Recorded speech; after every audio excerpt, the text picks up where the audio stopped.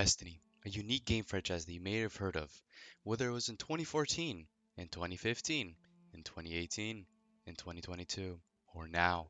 Destiny is a game franchise that has been known for a very long time by many, and for some, it has been a very long up and down journey of madness. To give a brief introduction about myself, I'm a veteran of the Destiny franchise. I've been playing this franchise since Beta D1, Vanilla D1, and having played all the expansions that it has to offer, and accumulating close to 1100 hours on D1. Similarly, on D2, I've played the beta and took many breaks during the dry times of Vanilla D2, Curse of Osiris, and the Warmind, until Forsaken would come around and would totally change D2 into basically what we have now, with also totaling close to 1100 hours too, and counting, making a combined amount of 2200 hours across both games, and I'm not stopping anytime soon. Please forgive me for the little amount of editing or action on screen. This is my first ever video essay, and I spent a little over 2 months working on this with balancing school and other things in life. Thanks again, and I hope you enjoy. To give a little context on why I was inspired to write this, Bungie wrote the state of the game on August 3rd, 2023. The responses from everyone weren't all that great, to the point where it started to show how much the player base really cares for this game compared to Bungie, in which they really don't, and I don't really see it. More and more people started making video essays on which major problems D2 is facing at the current moment, and things that it can heavily improve upon, or be fixed if it was given a little bit more care and attention to detail. Some problems that I'll be listing will consist of major problems, and some of my own that I think could warrant fixing, or improving, or ways of changing. Small edit to this part, a few hours later when making this video, Joe Blackburn responded to the community with a one-on-one video of himself responding to everyone, saying that what they wrote wasn't as clear and wasn't the best they could have done. He went ahead and apologized and fixed some misconceptions and ideas that were brought up in the state of the game, whilst reinforcing some ideas that some didn't like. Anyways, it was a step forward to Bungie realizing that they've messed up. This is what inspired me to make this video. Basically, a list of things that I would like to see to be fixed or done to satisfy me and my friends' needs and others that can agree with me. I'd like to propose the idea that Bungie combines both games of Destiny 1 and Destiny 2 altogether, allowing it for all the content to be in one game. The idea of being able to replay D1 story or the D2 story in the same game I think is an incredible experience. There'll be a real reason for old weapons slash armor slash raids and other things to be part of the same game. Another thing is that if Bungie missed out on something in D1 and wanted to improve upon it, they easily could. For me, for example, the end of D1 and the start of D2 was a strange period. It didn't make any sense on the general story and gameplay of how it worked out. Furthermore, general quality of life can be made throughout the game, and it is easier to maintain even though it's one larger game. It's going to be running on the same engine, same concept, same team, and how I was all intended to be from the start, receiving the same constant updates to make a more solid and better gameplay experience for new lights and veterans. Now, before I get deeper into my idea, I would like to talk about some current problems that are plaguing Destiny 2 and how they could be fixed, and some of my own features or ideas that could be added to the Destiny game to make it feel more fleshed out. Here we go. Money talk. Relatively quickly, since it's been talked about over and over and over again to the point where it's a common problem. The overwhelming fact of Eververse items and terrible monetization. In many aspects, Bungie mostly puts attention towards what gives them more money, i.e. seasons, armor, sets that look cool so people would spend that little bit more money on them, emotes, ships, sparrows, on and on. There's also the separation of content that players are supposed to get, but in reality they don't and have to pay another fee in order to gain access to it.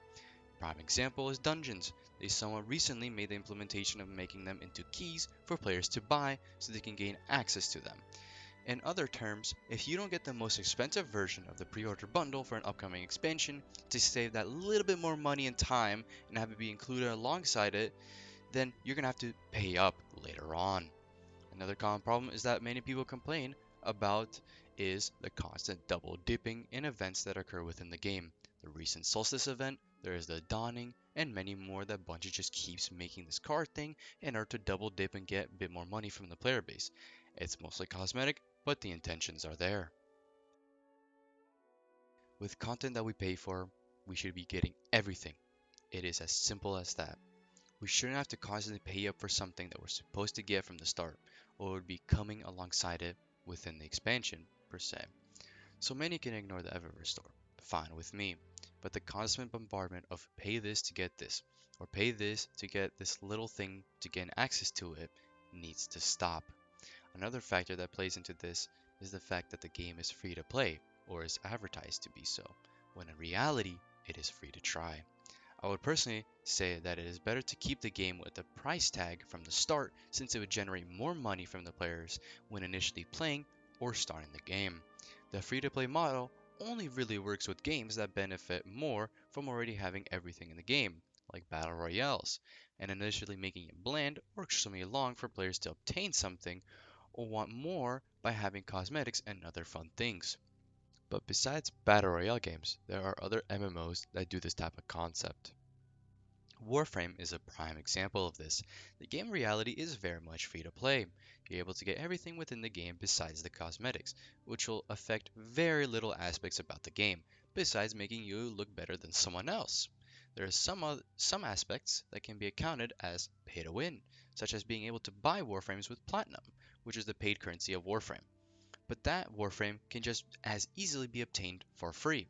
It is going to take a bit of farming in order to get it. Though the real solution of how Bungie can retain their player base without having to monetize their game so heavily with the cosmetics is by making the progression of the game feel more rewarding.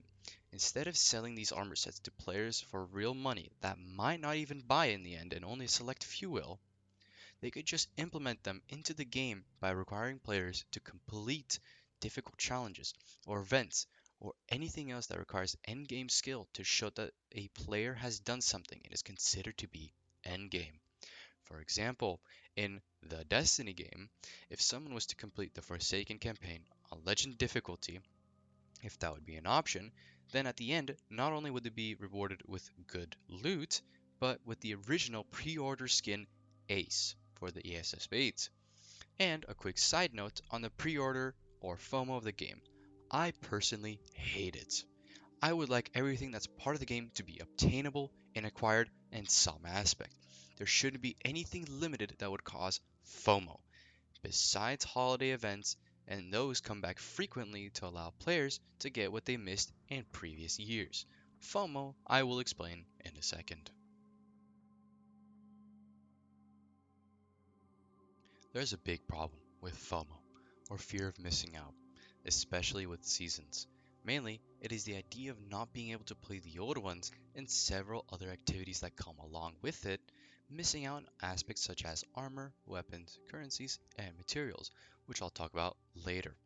Once the 2 to 3 month period runs out, the previous season ultimately becomes useless, and in turn takes up space because they aren't doing anything with it, and not putting it into a rotator of being used as a pinnacle. But I don't think so that's any better, since it's forcing players to do something they might not like. It should just be an activity, and if someone needs armor or weapons or anything else from it, they can play it. And also, in the long run, it will increase their power level, which I will once again explain later. The various things that the season bring, whether they're content fillers in the middle of larger expansions or just general profit margins, can easily be solved and can give a player a better gaming experience and story-wise too. So bring back the idea of a larger Destiny, where it's a combination of both games. Bungie can easily convert these seasons into minor expansions. They will cost $12 still, but it won't have the seasonal motto, but rather a progression book. That's similar to the ones we have now during seasonal events, like Solstice, and would keep the current UI of the season, but it would be within a book, a progress tracker. It would act like a season pass and would mostly be used to show a progression of someone's level within it, so 0 to 100. It will feature the same tier level system from 0 to 100, and it would combine all the items from the free and bot pass into one single section. So all the tier 1 seasonal items will be in a single tier 1 category, and so on for all the levels, until tier 100, and it would be capped out at 100. Furthermore, there'll be a real reason to play the current and or previous seasons slash minor expansions, as I like to call them. If we remove the whole idea of a pinnacle, it would give players a better incentive and a larger selection of freedom to do whatever they would like. They would start from light level 0 and end in around light level 2100 at the end of final shape. That's at least my predictions. The way the minor expansions will work sound a bit complicated, but they function similarly to major expansions, but just more spread out and abundant. There were expansions that came out with only 3 seasons, for example Forsaken and Final Shape. Each individual season will increase the power by 50 each time, and since there's 3 seasons, it's 150, and times that by 2 is 300. Then the rest, which had 4 seasons. Each one will increase the player by 25 light, times that by 4 is 100. And since, once again, there's 4 expansions that had 4 seasons, it's 400. Now we have the major expansions. Since there's 14 of them, each one will increase by 100. So in total, we have 1400 from major expansions and 700 from minor, equaling to 2100. And yes, this does sound like a very complicated idea, but once you have many activities to do and options to choose from, it will be a very simple and abundant grind and give an atmosphere of having many activities and things to do. Furthermore, there will be a large selection of weapons and armor and other things to acquire, and the general progression will be a smooth ride. Of course, players won't be able to get max light if they don't have all the expansions. Each expansion will be released in a timed fashion, where 1. It allows Bungie to fix small bugs and maybe add something along to the expansion that they didn't originally, and 2. When putting it behind a timed gate, it allows players to play and get everything done and be prepared for the next expansion to come, and increase their power in a proper fashion, similar to what we have now. But instead of removing things, people can easily revisit and get things done. Now here's where a problem arises. What if a new light joins the game later on, or a veteran takes a break and joins back when all the content is released, and they have everything to do, but don't know where to start? What can be done about that? Well, there will be an NPC that would show the proper way of playing the expansions and all that have released, similar to what we have now in Destiny 2 with a timeline which tells us all the expansions and seasons we have played. The order will be categorized from the oldest to the most recent in terms of release date. So for example, the first thing they would have to do is complete Vanilla D1. If they had purchased Dark Below, they would move on to that. Now if they didn't buy that, but bought Taken King instead, and skipped everything that was prior or ahead of it, they would be shown that they've skipped some expansions and would only be able to play Vanilla D1 and the Taken King expansions, nothing else. They would be limited to the amount of activities and things that the player would be able to play and what gear they can acquire, since they don't have the previous expansions or any of the rest.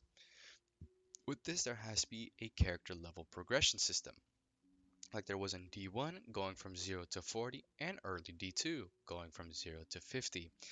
This would impose a more staircase power scaling system and a more slower but better scaled enemies within the game instead of always depending on light level. A side note, to the light level, there wouldn't be any power bonus like we have now. It would be just normal light level. The way it would work in the Destiny, is it would start at character level 0 and would go up by 70 levels each time with major expansions to 980. This would include Vanilla D1, Dark Below, House of Wolves, Vanilla D2, so on. You get it. But then there is minor expansions that would allow the player to increase their level each time by 10 levels. And there's 22 seasons in total, including the final shape ones. So it would be a total of 220 levels. And adding both values, the max level of a character would be 1200. I'm pretty sure everyone is easily fed up about the idea of sunsetting. So I'll make this nice and quick. For the longest time, we consistently grind for weapons to later have them get sunset and re-released with worse perks while also being considered by Bungie at times as new weapons, even though it's something that we had had before and Bungie didn't want to deal with it initially. So, in this The Destiny game, each weapon that needed to be tweaked or sunset, and afterwards changing its way of obtaining it by just completing a simple Grandmaster Nightfall, as Bungie would, and then we'll be giving it back to us as if it's some new weapon. Instead, we'll keep everything about it the same. The same way of obtaining it, the general use, and so on and so forth. But the way of the new sunsetting is keeping that weapon but removing the specific perks that made that gun OP. So instead of having multiple different versions of Ikelos weapon, like for example the version 1.1, version 1.2, and version 1.3, getting people confused with which one is the newest or oldest, which one is the best or worst. It would be a single Ikelos weapon that would have gotten its initial perks removed and would be changed out by something else. So those that have already obtained a gun and it had the OP perks, it would get a random re-roll of a perk in that slot when a player would log on, basically giving a new roll for a weapon they've already got it. So instead of having to wait for it to be re-released again and knowing that it will be having terrible perks and only grinding for it to have it in one's collection without having any use for it afterwards, and if anything, before even removing the perk, the weapon could possibly be tweaked a bit, depending on how powerful it was, or really if it was just the perks. There wouldn't be further use for sunsetting weapons that cause the players to regrind for the same weapons that we've already obtained to later be reintroduced later on as new weapons, with having worse perks, rolling, and after obtaining it, it could have been just solved by having the initial weapon lose its perks or be tweaked and be rerolled for a better perk combination possibly. But in the end, when something becomes worse, another thing becomes better. So in general, it saves time and space. Now we're getting really spicy. This is the one that annoys me the most, since it's removing content or something that I have paid and others have paid for. And this is content removal, or Destiny Content Vault. This whole idea of removing content has become a big problem for everyone, new lights and veterans, and everyone in the middle. Since when new players start playing the game, they don't understand the lore or gameplay of what has occurred throughout Destiny 2. And if veterans come back after taking a break and wanted to replay old parts or catch up on the game, they aren't really able to. This goes the same with the removal of seasons. I think it's a very dumb thing, and sure it saves space, but Destiny isn't supposed to be a space-saving game, and I'm pretty sure the people that have worked on it would like to keep it. Everyone understands that Destiny is an MMO. It's a large-scale game, having many things to do and activities to be done. Having all the content is a very important thing.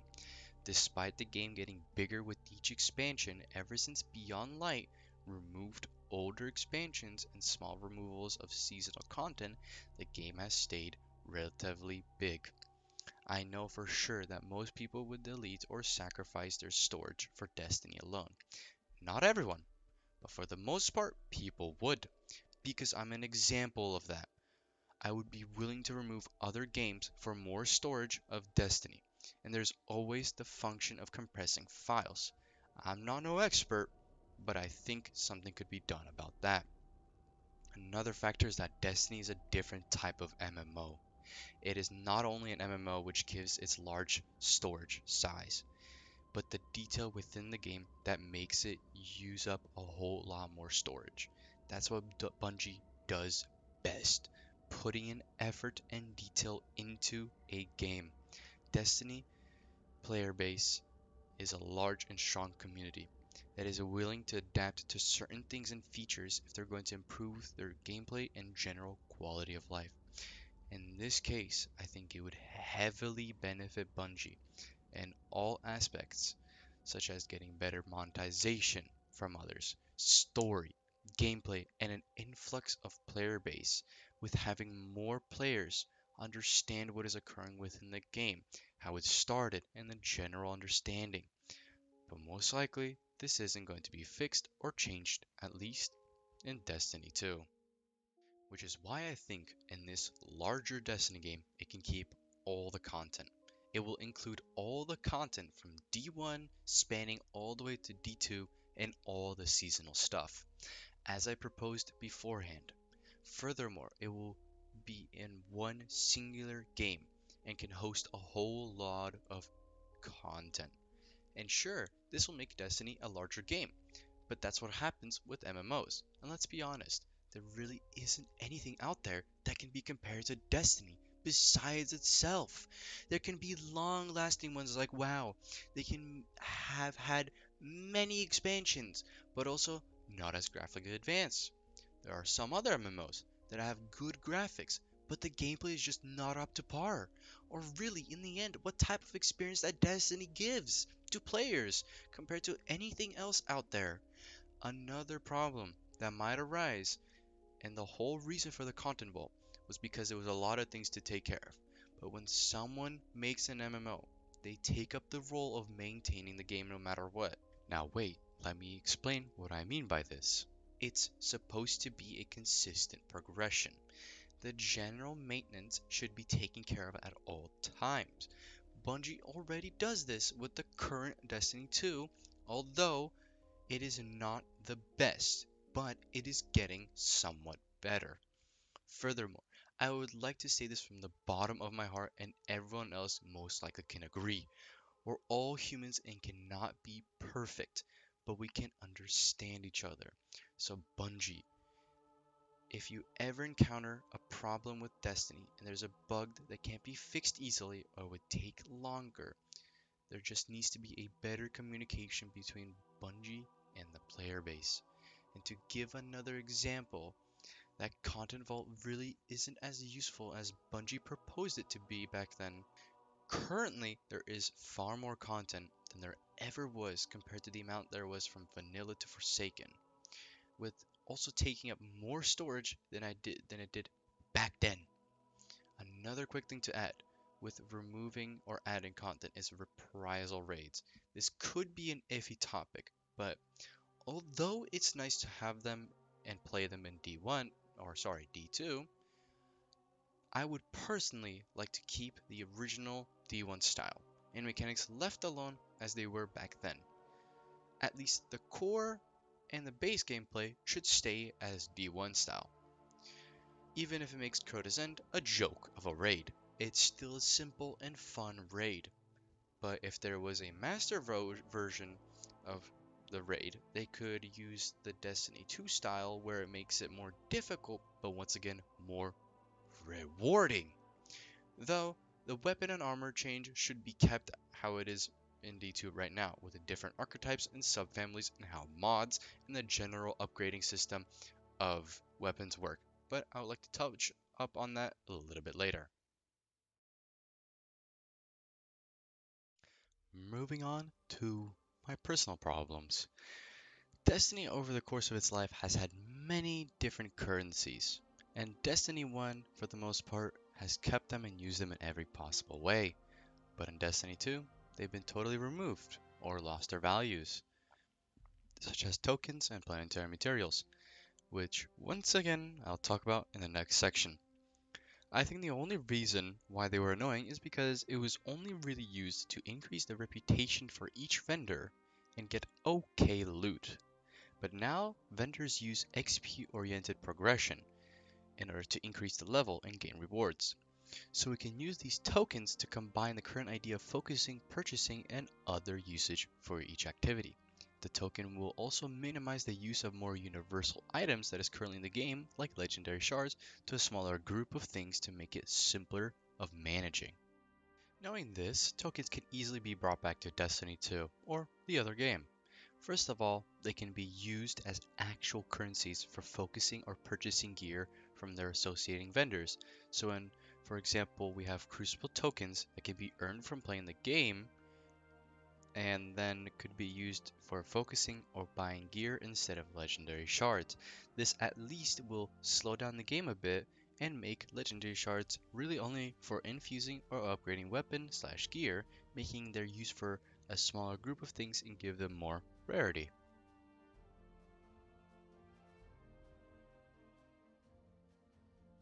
Many in D1 know planetary materials were very annoying to farm for a long time, and later on would be fixed, but still weren't great. They also had many uses for them, but mainly were used for leveling up weapons and gear. Whilst in Destiny 2, they basically fixed the whole idea of a long and terrible grind. They also increased the spawn rate and introduced some vendors being able to sell them. With this understanding, I think they should bring back in many ways. The first solution is more of my own personal reason for bringing back the original leveling up system of weapons and armor. This would in turn make the game more grindy, and players, when obtained a weapon, they would have to level up to see if it's any good. But since we have supportive apps like Destiny 2 Foundry, which helps us understand what perk combos are good on weapons, there isn't any reason for weapon leveling not to be brought back to the game. Similarly with armor. Though I would imagine not many would agree to this, so instead we could use it in a more modern application. Besides using the required materials that we need to apply the desired perks or upgrades we want to our weapons, which currently there isn't, we could use specific materials for specific archetypes like it was in D1, where solar was associated with relic iron. If we wanted to craft a weapon like Cataclysmic Linear Fusion Rifle, we would need relic iron in order to make the base crafted version of the weapon. Then, if we wanted to apply a normal or enhanced perk to the weapon, it would further cost more relic iron. Crafting/enhancing adept or exotic weapons will cost more of the specific planetary material. When masterworking a normal weapon like a funnel web, for example, the final 3 tiers would need the specific materials in order to upgrade it. For a lower tier like blue, it would only need 2 of the final tiers, costing a little bit less. Now, a way to replace the armor upgrading and finding usage for planetary materials wasn't as simple. So, we can make the idea of using exotics being more expensive to upgrade, meaning that just because they're easy to obtain currently in the game, they're not going to be simple and easy to use or upgrade. You need to have some investment into the armor piece in order to make it good. So for every tier of armor upgrade, it would increase in price. For example, from tier 1 to tier 3, it would be normal shards and other armor resources to upgrade. But once it's tier 4 and above, it will increase in amount that it takes of planetary materials. I can't say the specific amount as this is only an idea and concept, but you should get it for the most part. It becomes more expensive depending on the tier. So putting it into play, if we were to use, for example, Relic Iron again, and I was to upgrade some bracers, I would need a Relic Iron in order to upgrade it. For legendary and other rarity of armor, the use of these resources wouldn't needed to be used for upgrading, since they're more universal and don't synergize with weapons or subclasses like exotics do, since they buff them. And when wanting to apply a certain type of mod, like once again a solar example, if I was going to apply a solar surge mod or a solar dexterity, I would need relic iron once again, and some glimmer and maybe something else to apply this mod to the armor. Now, there could be an issue where what if you save the loadout and then swap to a different loadout? Would it still take the cost of a mod every single time changing between loadouts? Short answer, no. Any saved loadouts wouldn't cost the player anything, but the second they start changing the mods that makes it different from the preset loadout, they would have to pay a small price. I would imagine no more than 1, maybe 2, very unlikely, but 3, depending on how good the mod is. So when changing or adding a mod to a piece, it would need to cost that certain amount. Another small feature that I think should be brought back, for example, is the Rainmaker, which was an artifact that allowed players to get increased glimmer. I personally liked it since it increased it, but instead of having a possibility of dropping glimmer, a little bit more glimmer, it should just double the amount of glimmer that is being dropped. And the rest that increase the materials should do the same. So basically, instead of possibly increasing it or slightly increasing it, it should just double with also being on a timer, and they should be brought back for many different materials. This makes the grind a little bit less grindy, but yet it also gives a reason for small things like this to be added. This also gives a reason to keep them, and since players would be burning their materials a lot more quicker, as I said, than before, it would be a very little useful thing in the long run. This is more on the smaller note of how factions can improve, or if they were to be brought back, how they can be played out throughout the story, even if the original founding faction members are dead. Factions, for the most part, were okay throughout the game. In D1, they had some pretty impressive weapons, but it would take a bit for them to get great weapons. For the most part, they served as some extra NPC with some gear that you can get from early to mid game. Their coolest feature that I would like to see back in the Destiny is exotic class item armor. It was purely cosmetic, and I'd like to see it come back and, if not, be added to more vendors, but not simply to be sold by them, but to be obtained from specific quests. And by obtaining the specific quests, players would have to reach a certain rank amount, or resets, or completed certain challenges in order to gain it. Factions in D2 were also a good feature. There were faction wars, but they weren't managed all that well and didn't serve all that great for that specific time period. So they were killed off within the story, which meant they could be removed from the gameplay. A way to fix this is that they could keep the original faction members until it's time to be killed off, and then you would have someone else replace them and take their lead, basically having a restart. And this would give incentive to still have factions, maybe changing the name and logo, giving them a fresh start or evolution. With having a different loot pool, and to further keep the faction wars with the rewards that are actually good. Also, back then, if one faction lost, the losing faction players were able to get the winning faction loot by purchasing, which shouldn't be a thing. It's meant to be competitive, which also adds another event within Destiny, thus increasing more activities to do within the game, more rich presence. It's a small thing, but it would be a cool feature. Majority of the original D1 exotic quests were removed and the weapons became random drops, and they were brought back to Destiny 2. Now, if we were to combine both games, the obtainability should be kept the same as it was in D1. So for example, the Stranger's Rifle should be a quest instead of a random drop or pre-order bonus, and any raid exotic that were a quest before and was turned into a random drop should be reverted back. Some of the current D1 weapons should receive a proper quest line instead of being a random drop. Similarly, some more infamous armor pieces from both games should be obtained via quests to give them more value and general incentive to go after. Another thing that I would like to talk about on a similar scale is getting weapons from bounties. This was a thing in D1. By completing specific difficult challenges or difficult tasks from a selection of Crucible, Vanguard, or Gamma bounties, and possibly adding more variety based on the activity. It was a better incentive for players to keep going and to do more of that certain type. The loot pool will be smaller, but in turn will have more sought after weapons, eliminating the chances of getting world drop weapons from that activity whilst also challenging the player.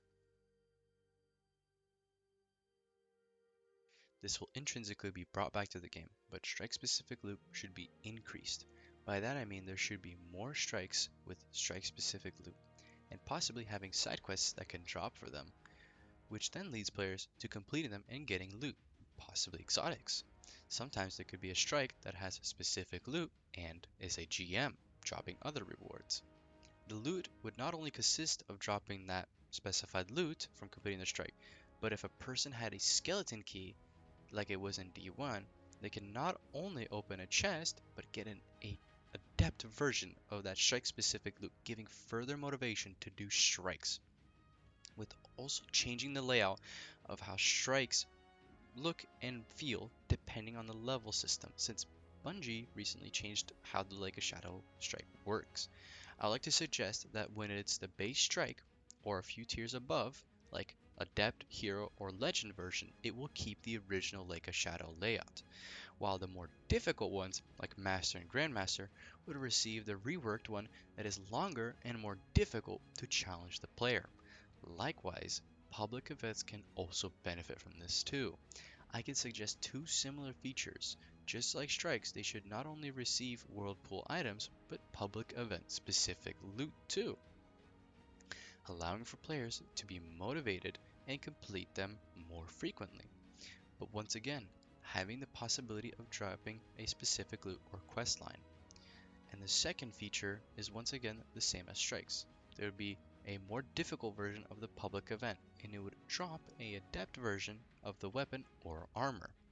This is given an example of how the system would work. The first tier would be normal and would have a 10% chance of dropping the specific loot. The second tier would be heroic, which is what we have now, and would be a 25% chance of getting the specific loot, the normal. But then there would be a final tier 3 nightmare, or whatever you're supposed to call it, that would have a chance of appearing at random on a public event and would have a chance of dropping an adept version when completing it.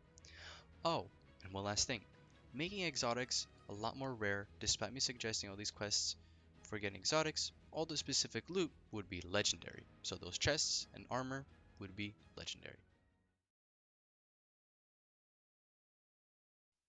A quick little tangent or side note that I think would be the biggest yet smallest thing that could be added to Destiny is trading. I'll make this short and sweet. If two players are trading an armor set or a weapon that they both have obtained already, they would be allowed to. But if a veteran is trying to trade an exotic to a new light that still hasn't obtained it or isn't in their collection, they would not be able to do that. Or at least setting a limit on the minimum level or light level requirements that they can get it or use it. That's a way of restricting quick progression within the game.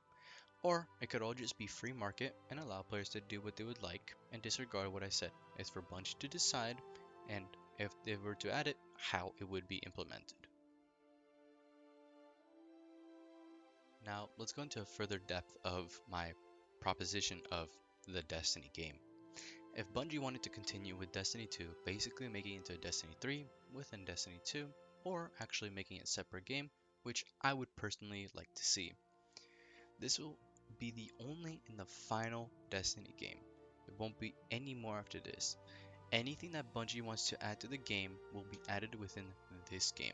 If they want to implement more of the story before D1, like the Golden Age, or after the Light and Dark saga, they'll do it here. It will be a complete pack of the entire franchise. No more FOMO, no more missing out on anything. Players will be able to acquire all things within the game, be able to be considered proper early game, mid game, and end game, with also having challenges. And for those that like having everything, it is possible to be 100% complete within the game. All those day one emblems can be earned from playing the harder versions of the raid. All the code ones will just be codes that will be posted somewhere on Bungie.net.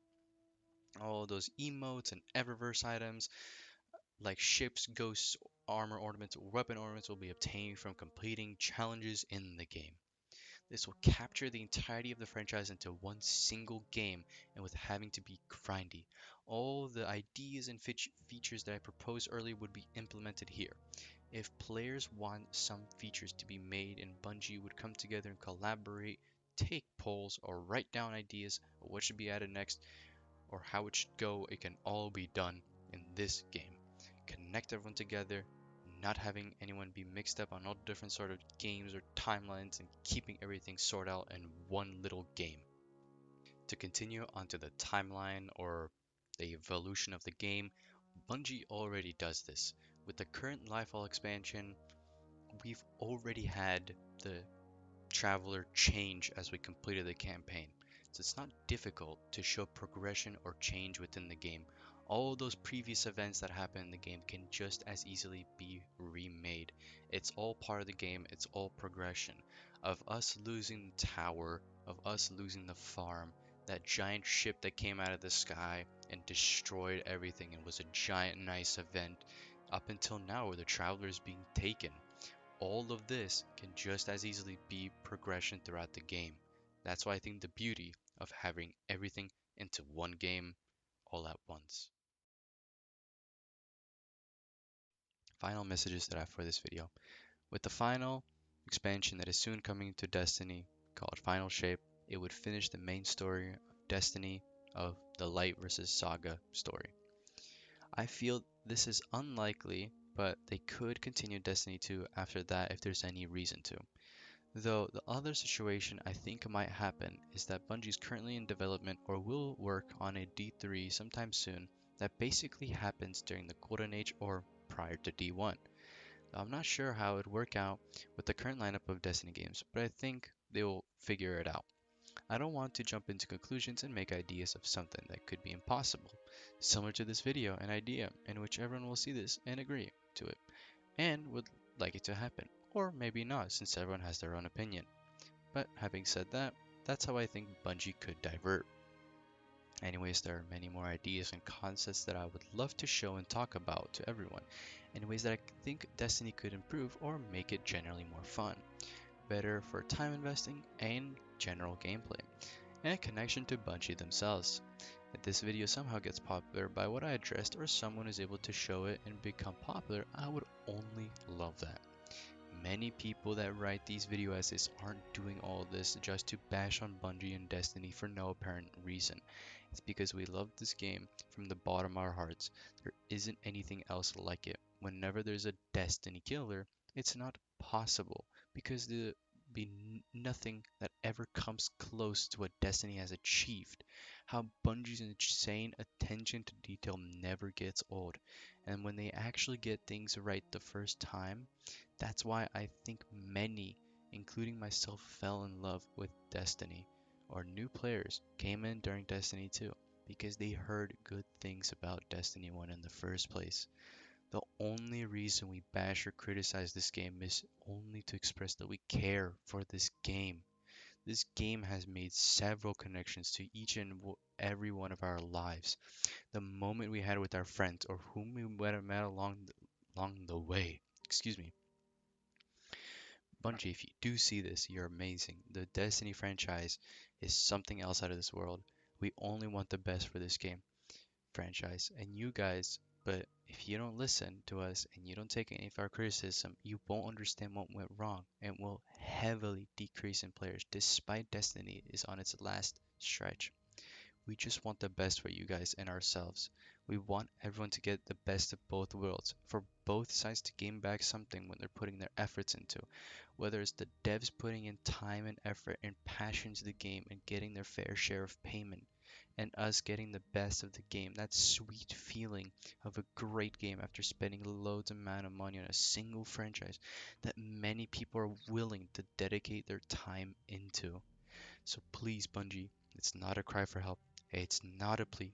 It's a suggestion, a recommendation, a wake up call to make it something better while you can.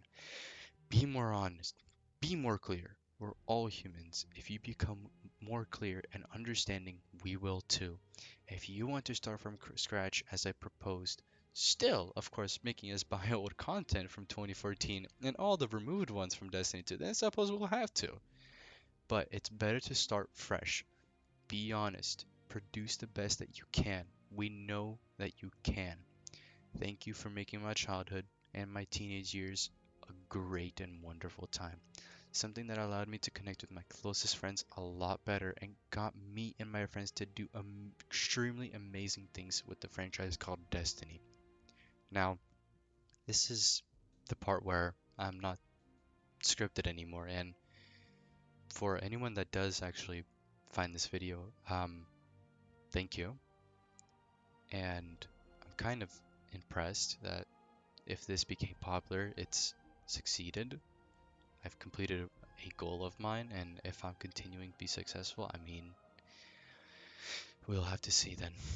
Until then, have a great one.